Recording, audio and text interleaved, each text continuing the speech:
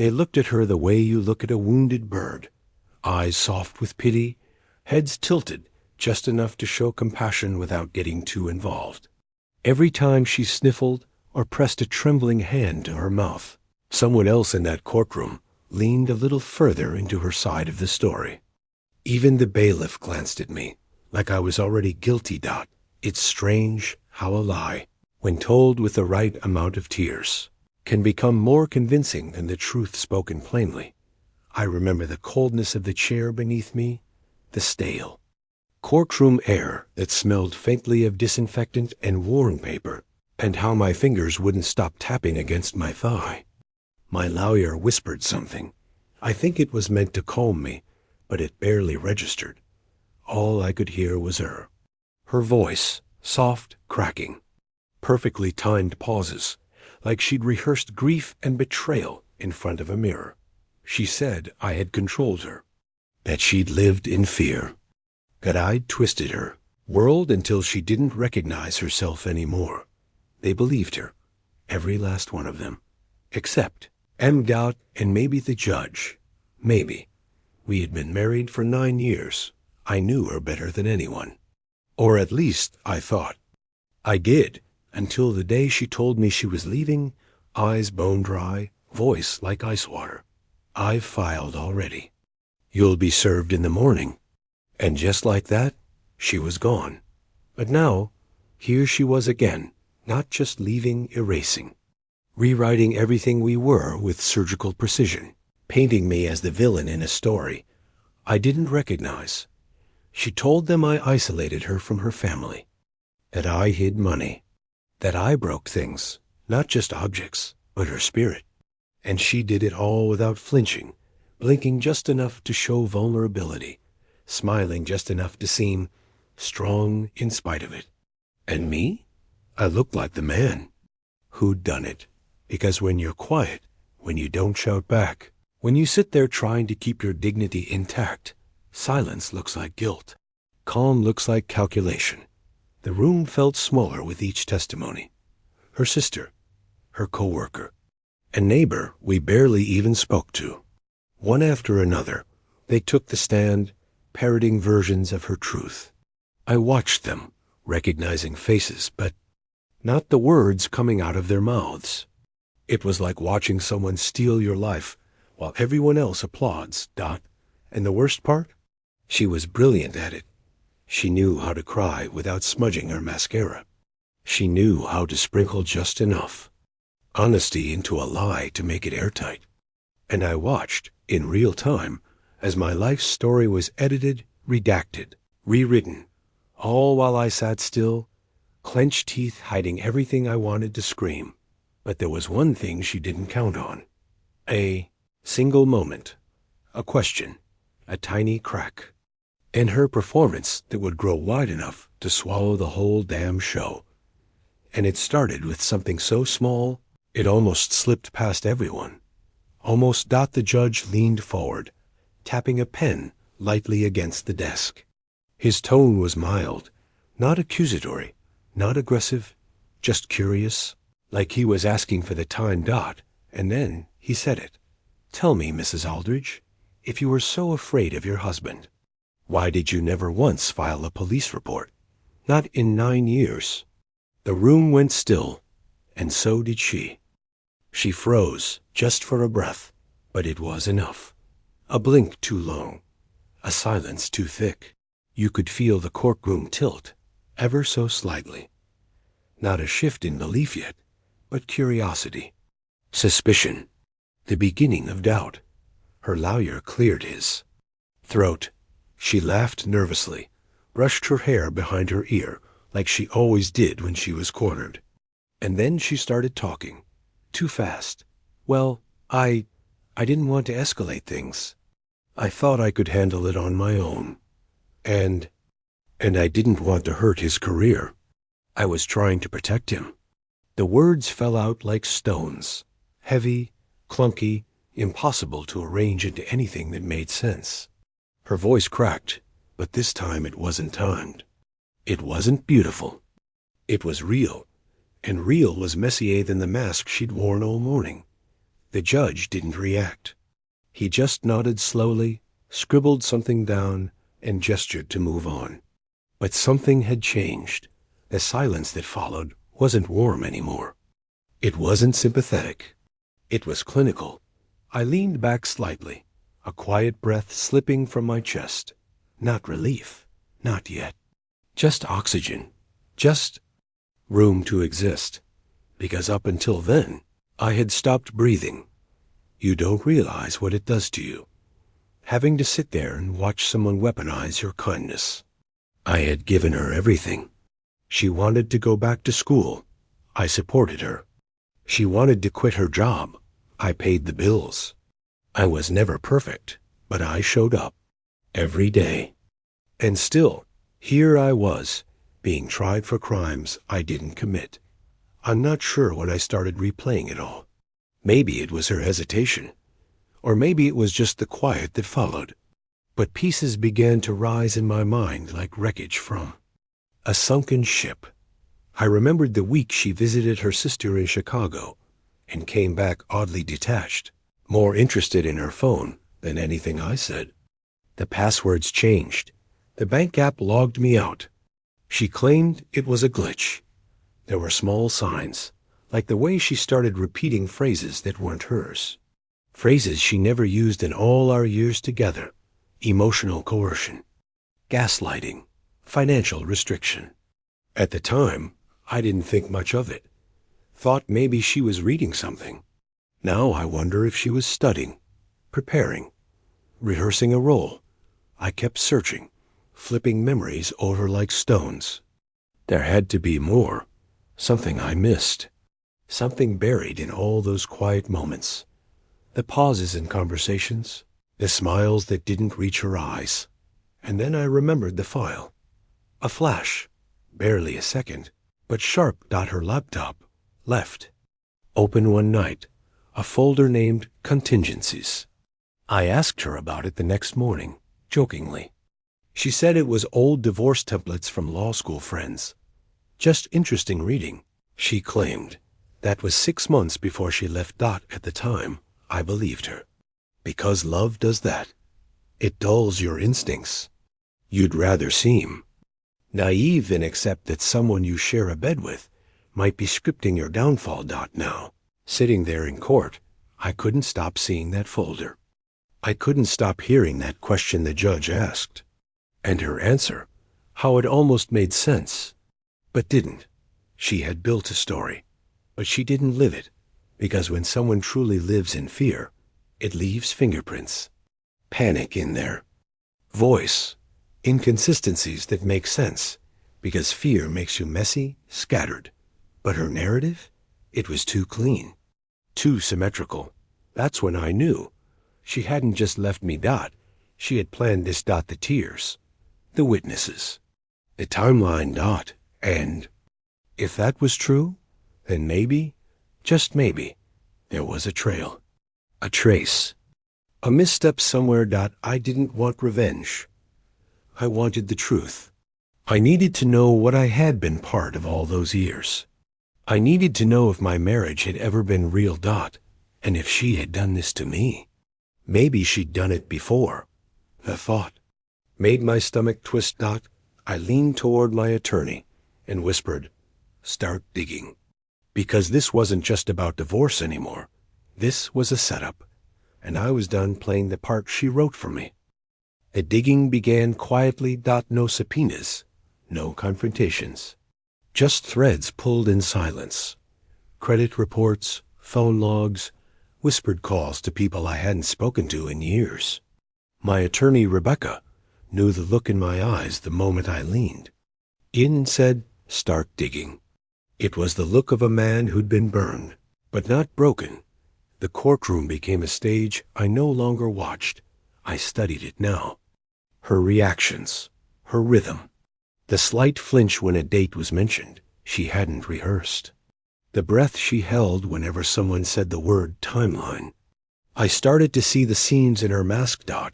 And with every day, the weight of realization pressed harder on my chest.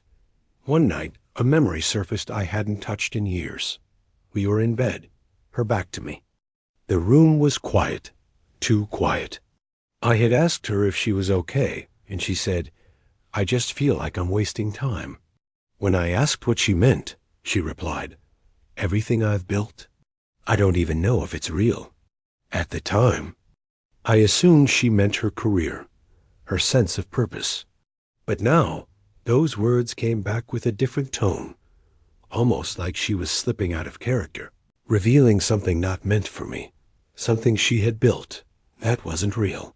I kept going back to that night, the pause before she spoke, the way her body had tensed and relaxed after the words left her lips. I remembered the scent of lavender from the diffuser on her knitstand, the low hum of the AC. I remembered how I reached to touch her shoulder, and how she flinched, just slightly, like she wasn't expecting it, like she'd forgotten.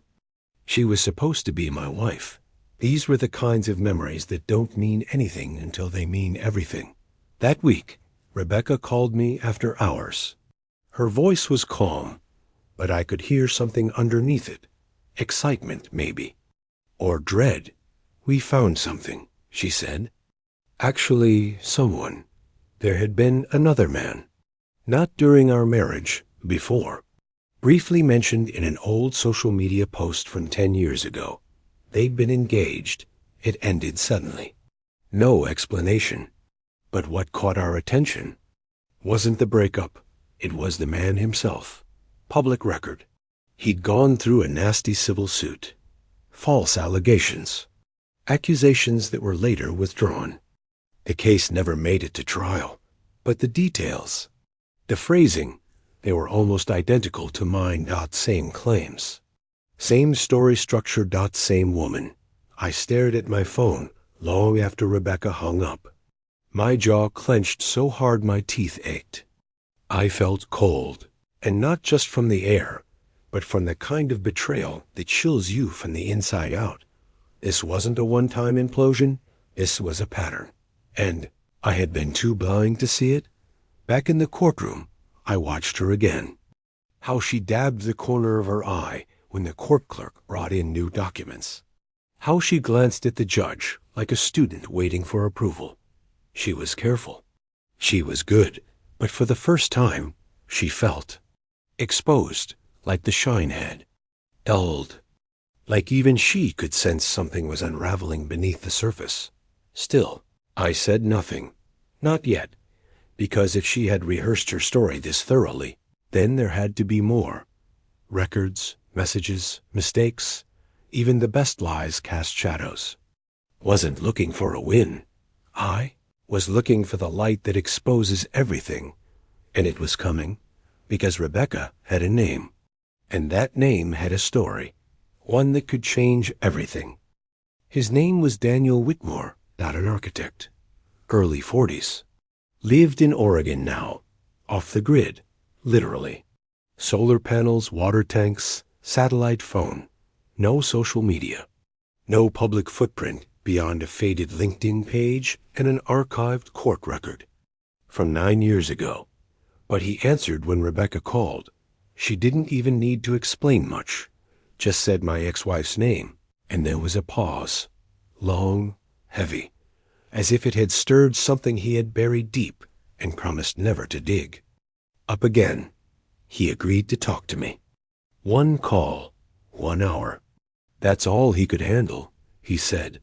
I sat in my car for that conversation. Couldn't be at home. Too many pictures, too many shadows. The sun was going down behind the trees, casting orange across the windshield, but I barely noticed. His voice was calm, tired, like someone who'd spent too long in the quiet, but had grown to prefer it.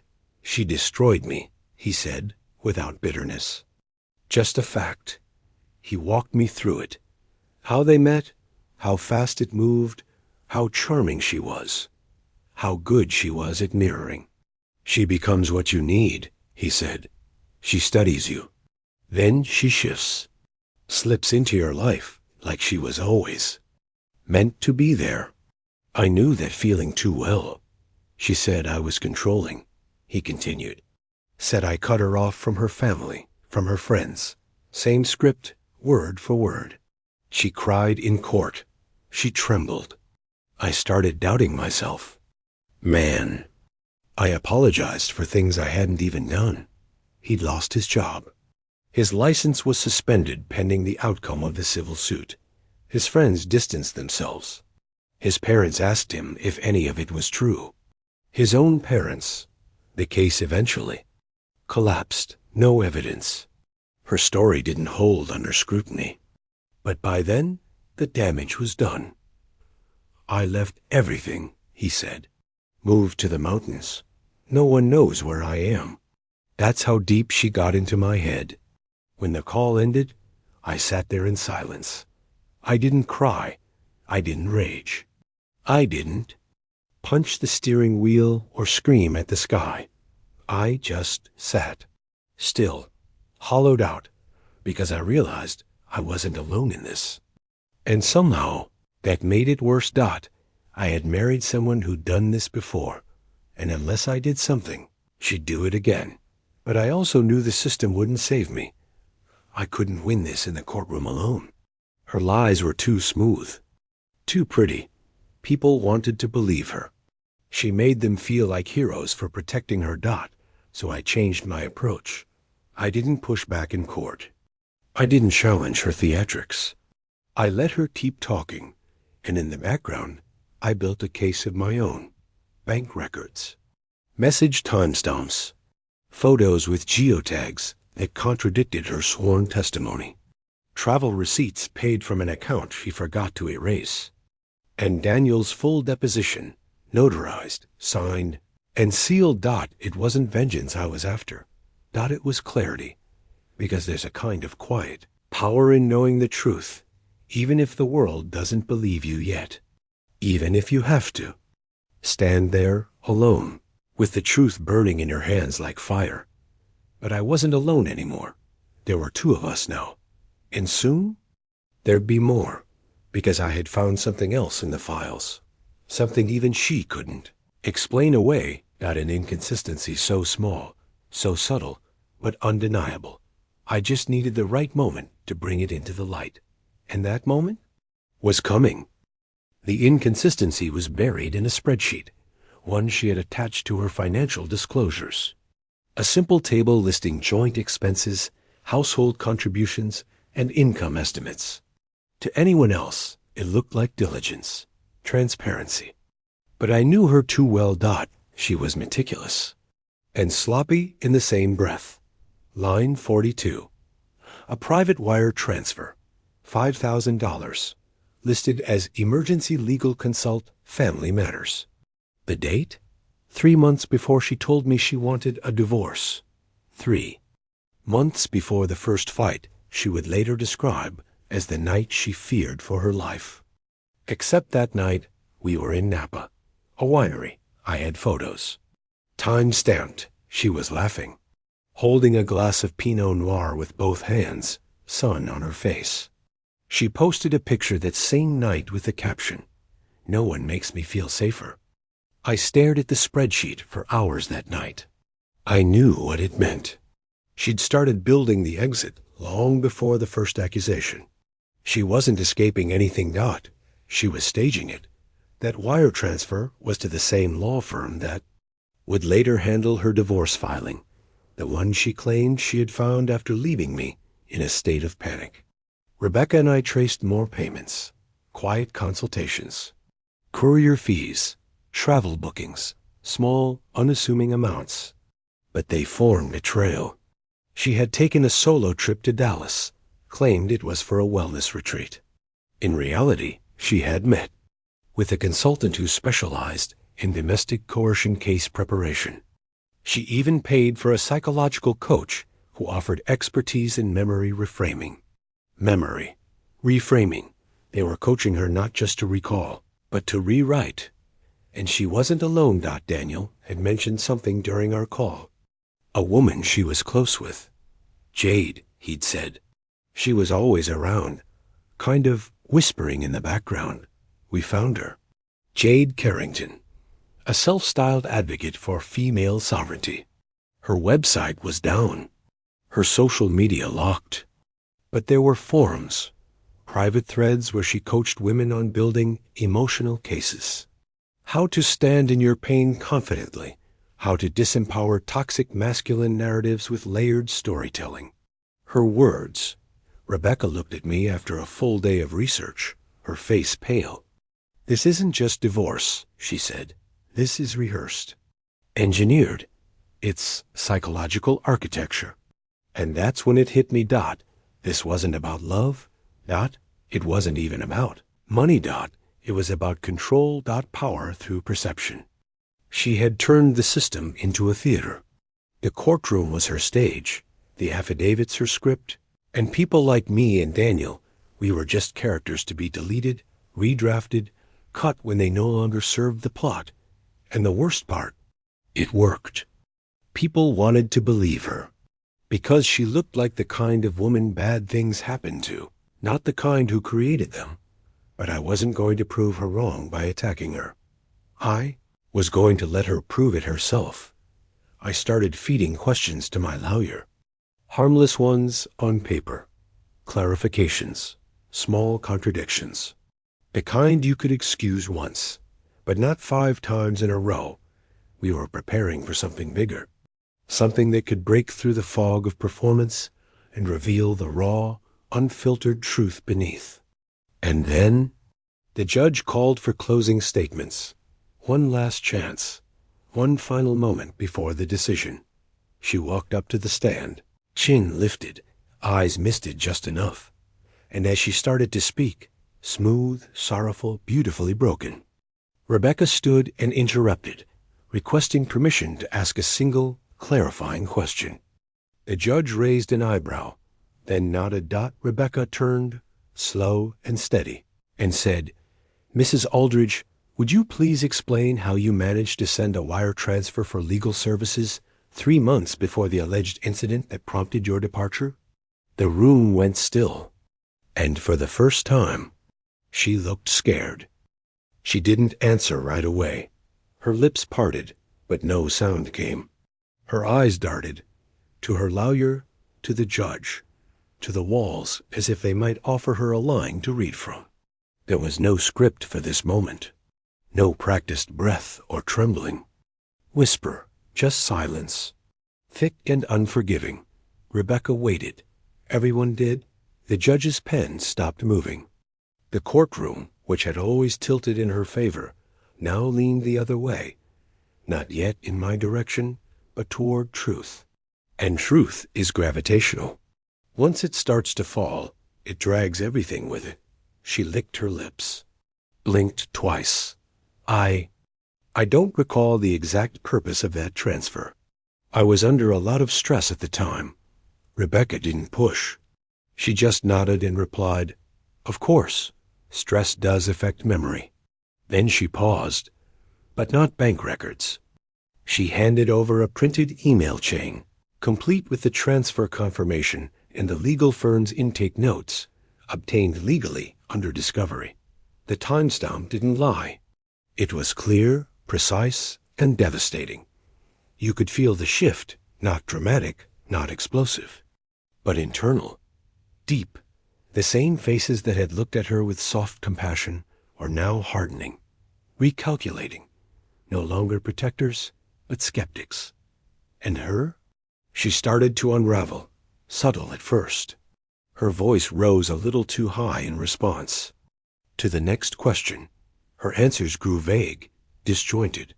Her hands fidgeted with her sleeve and her necklace, then the ring she still wore, the same one she told the court she had thrown away the night she escaped.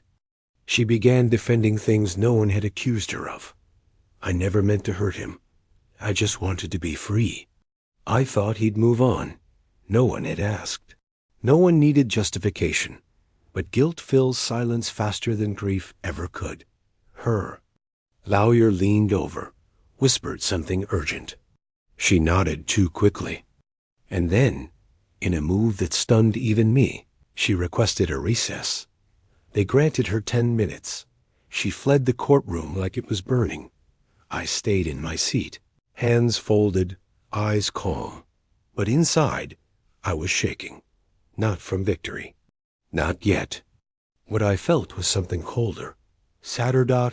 It was grief, not for her, but for the version of her I had loved. The one I thought was real. A woman who read in bed with her feet tucked under mine. The one who cried when her father died. The one who whispered, "I'm safe with you," during a thunderstorm. That woman never existed, and that realization felt like mourning a ghost. When she returned, her face was stripped of performance. Her hair had lost its structure, her mascara slightly smudged. She looked less like a victim and more like someone trying to remember who she was before the lies began. The judge invited her to clarify anything she wished. Before resting her case, she stepped forward. And then she broke. "I just wanted to win," she said. No tears now. Just hollow honesty. I needed to feel like I was in control of something. I didn't know how far I was taking it. No one interrupted her. I thought if I could shape the story, I could shape the ending. And by the time I realized what I'd done, I was already too deep in it. I couldn't back out without losing everything. It wasn't an apology. It wasn't redemption. But it was real. And for once, that was enough. The judge excused her. My lawyer didn't speak. There was nothing left to say. We had stripped away every layer. There was only one thing left now, the verdict. The judge asked us to return after lunch for the ruling. I stepped outside alone. The sky was gray, low, and heavy. The air smelled like asphalt and the first threat of rain.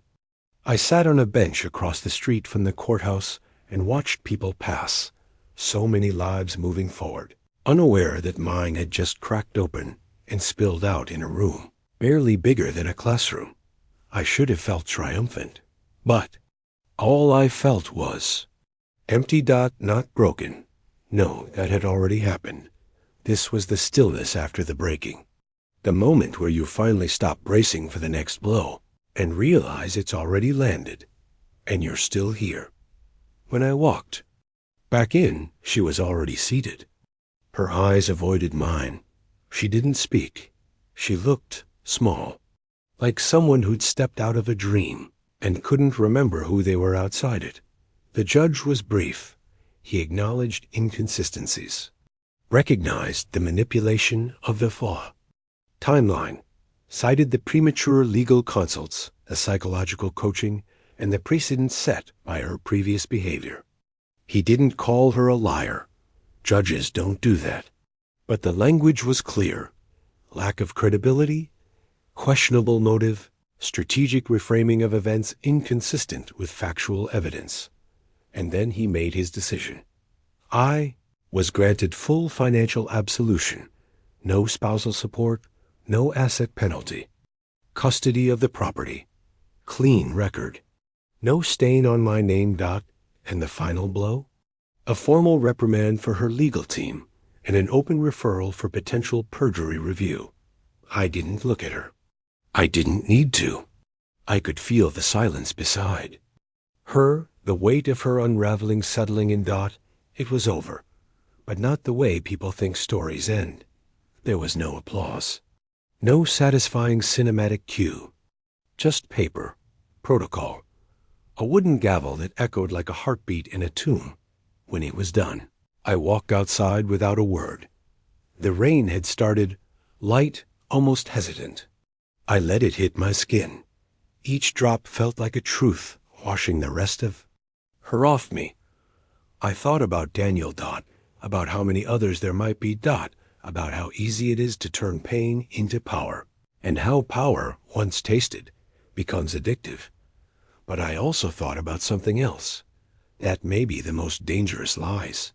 Are the ones we tell ourselves, that she believed her own version, even as it crumbled. That she had to, because to face what she'd done would require more strength than any courtroom could measure. I got into my car, closed the door, sat in silence. No music, no calls. Just me. For the first time in a long time, I wasn't carrying anyone else's story. I wasn't defending myself against ghosts. I wasn't waiting to be believed. I knew who I was, and that was enough. Share your thoughts in the comments below. Thank you for your time. If you enjoyed this story, subscribe to the channel. It really helps. Click the video on the screen, and I'll see you there.